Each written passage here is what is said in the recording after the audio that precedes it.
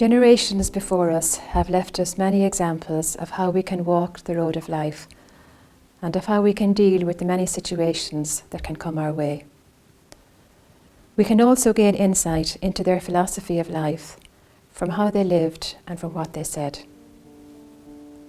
Today's Scriptures readings present us with the example of two people, the experience of Elijah and the experience of Jesus.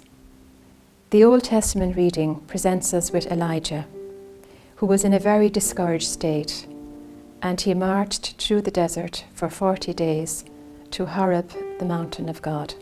There he went into a cave and stayed the night there.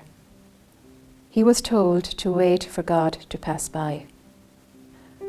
In his time of waiting, he experienced the wind, an earthquake, and he experienced fire. But God was not in any of these. After the fire, he experienced a gentle breeze, and God's presence was experienced in the gentle breeze. Elijah was strengthened by that experience to return to his mission. In the Gospel reading, Jesus had preached to the people and he had fed them.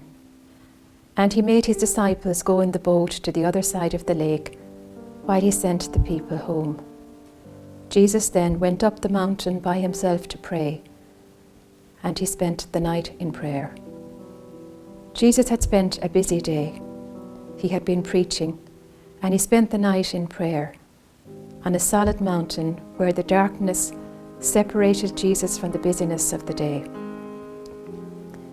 He was there until daybreak when he walked on the lake towards the boat where the disciples were struggling with the storm, saying to them, "Courage, it is I, don't be afraid." And surprisingly, they thought he was a ghost when they saw him walk on the water. The peace he was bringing maybe was too strong a contrast to their distress. We can all relate to the experience of a storm in life, times of bereavement, times of discouragement, times of tragedy. Today's message is that we can all go to the mountain of God, to a place of prayer to find peace and to find courage. Our mountain of God could be our local church, or just sitting in a room, or a walk in the countryside. A place and a time when we allow ourselves time to listen to the presence of God. The time spent in prayer is holy ground, and we are never alone.